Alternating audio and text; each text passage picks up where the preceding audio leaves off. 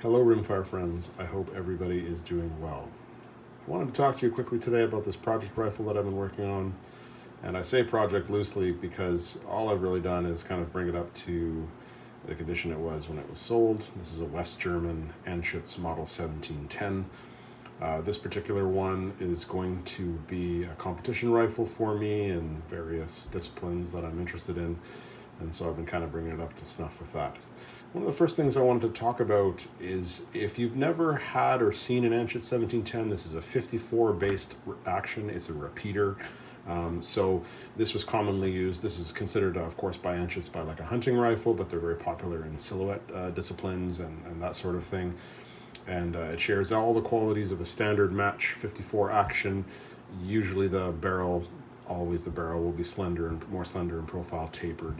And this particular one, about 7.6 pounds, I believe, with scope would well qualify it for the rules of silhouette.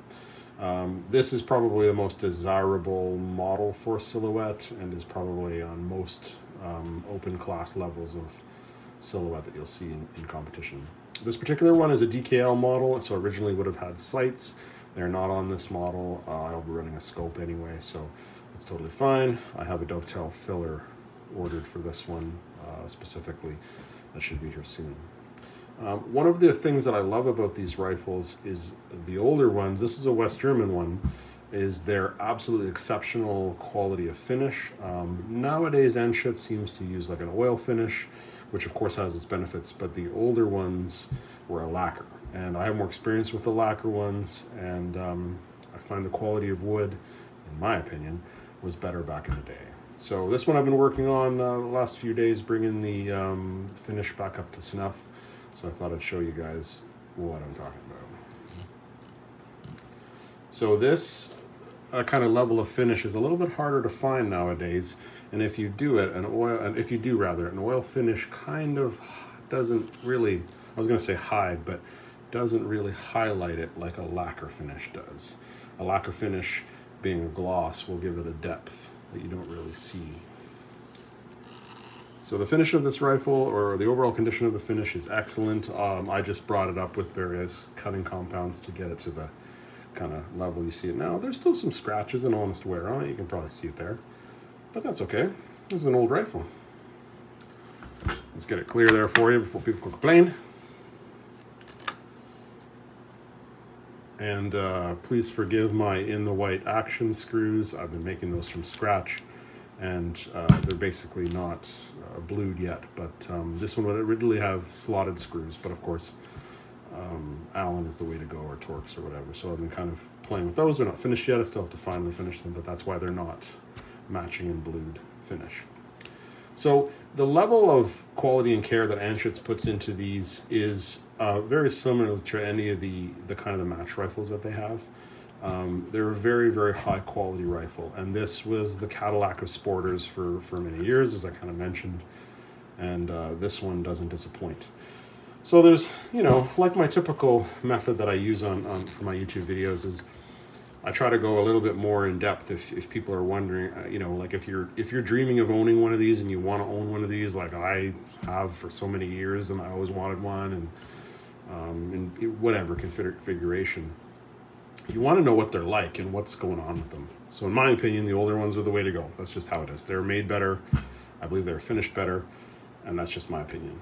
But anyway, I'll show you kind of what I mean by that. So first and foremost, this one comes with a 5-shot magazine, and you can see that this one has very little wear to it and is excellent shape. Typical magazine from Anschutz. But I'll show you here quickly why these are so beautiful. One of the many reasons.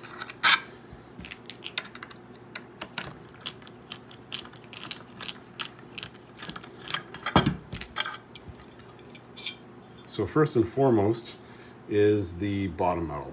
This is steel, highly polished. The finish is excellent. Nice and heavy. Suitable for a rifle of not only this quality, but of this price point.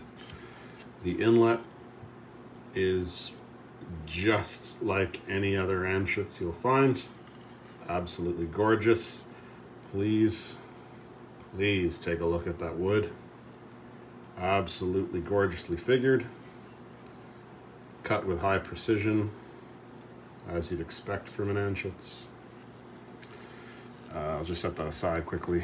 So I'll talk about this particular one. Has the 5096 trigger, which I might get the number slightly wrong, but I believe they go from 1,000 grams to 2,000 grams. So it's like, you know, 2.2 pounds to like 4.4 pounds. Factory setting. They're fully adjustable. This one has this really cool adjustment screw right here. If I could focus right there. And so that one controls this spring here, and that would be your main trigger kind of pressure spring for tension and whatnot. The funny thing about it is adjustable. I know my focus is screwing up here. It is adjustable right here. So you'd back this screw out or forward to increase or decrease the tension. The funny thing about these guys is if you go more like out to reduce the tension more than it is here, you hit the bottom metal because it's connected to the stock, and you can only go so far. And so it is adjustable, but it really is pretty strict, where a lot of the match actions have a hole in the bottom metal and you can back it right out. But this one is very strictly limited. So the way around that is a spring swap. So I've spring swapped this one. I'm sitting right about 10 to 12 ounces as the spring breaks in. It's a super simple procedure to do. I would show you, but I can't because of YouTube. But anyway, the spring sits in here. You can order the spring kit, take this out. It's literally 60 seconds to do it, and you have a completely different trigger. The rest of the trigger is basically stock because it's that good. They are that awesome of a trigger. Even in this configuration, you can see it's an Anschutz. It's highly machined and made. This rifle, being the age of it is, you can see the condition is absolutely fabulous. You have the kind of recoil lug here, which is present on 54 actions. This is the trigger, the magazine housing, and it is excellent as well. I'm trying to do this left-handed. And you can see how this all functions. This particular one, like a lot of Anschutzes have like finger shredders, they're so tight.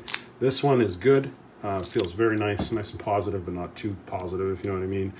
But I find 54s are better than 64s in terms of how they're finished, and they just seem to be better overall. See the guide rails right there? The bolt is absolutely buttery smooth.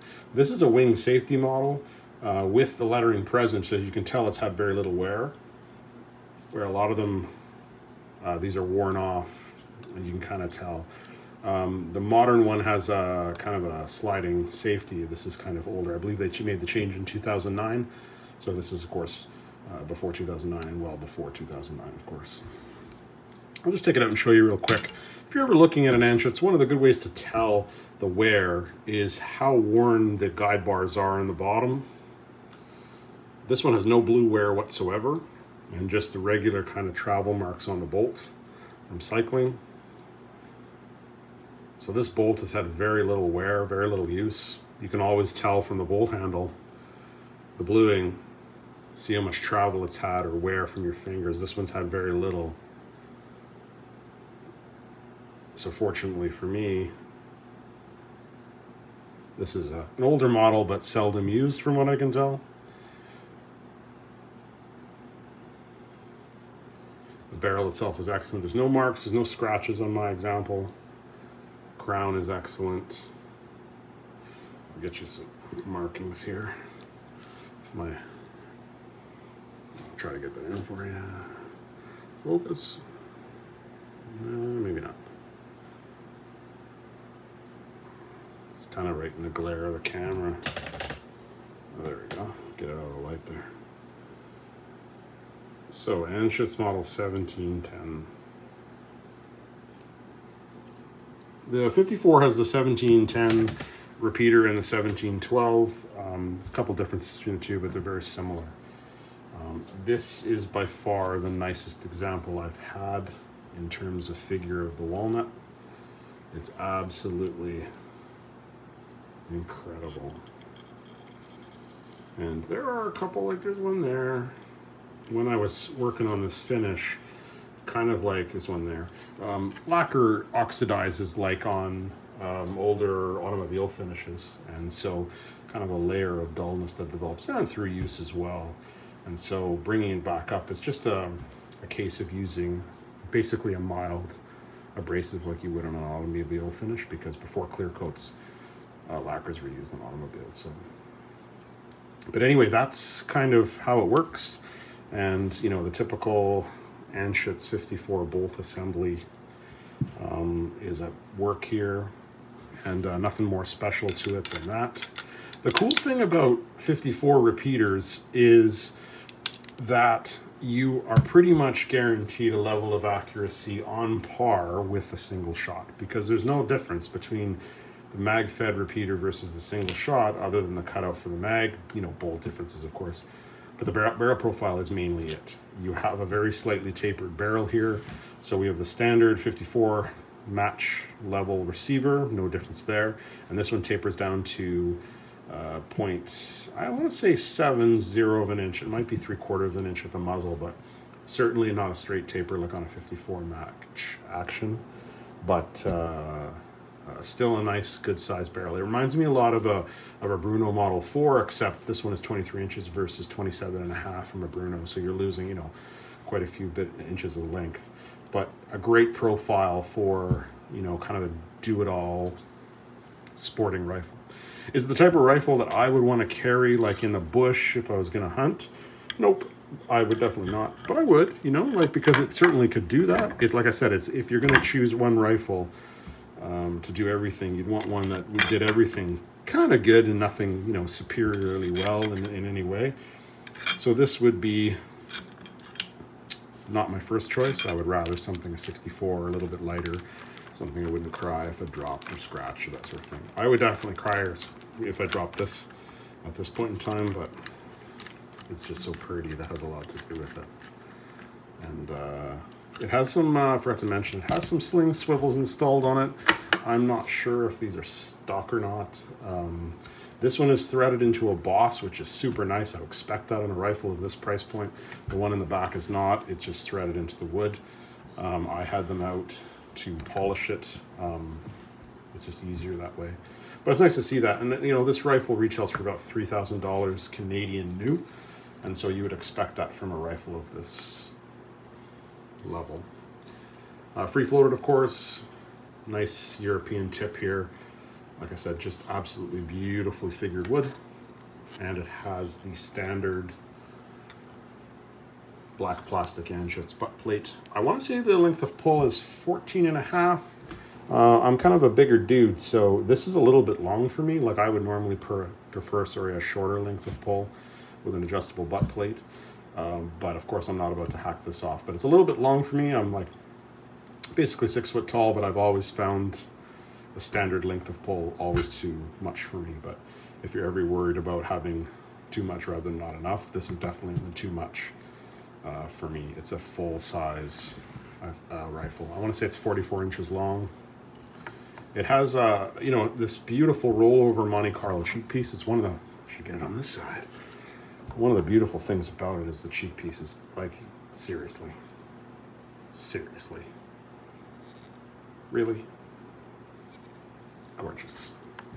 And I can't really describe to you other than fabulous when it comes to shouldering this rifle. It's just beautiful. And like when I talk about shooting this in a competition, like, you know, the type of rimfire competitions that, you know, I film videos on and I shoot, and this is not typically what you'd see. It doesn't look like a Star Wars blaster, but don't kid yourself. It would absolutely be home in any sort of situation, because the cool thing about, you know, PRS rimfire competitions is that the objects that people shoot off are very similar to like real world hunting situations where you're shooting off trees and rocks and whatever else you find in the bush. So this rifle had that, you know, in mind when it was designed, similar to any sort of PRS rig. It's meant to be a jack of all trades rifle stock configuration. Nice vertical grip. So anyway, I thought I'd share this one with you guys, and I hope you guys appreciate that timber. What a stick. But anyway, look forward to seeing this at the range pretty soon and shooting some groups. I have an Arkin on the way for the top of it, and an EPL4, the lighter one. Well, I'll talk about that in another video.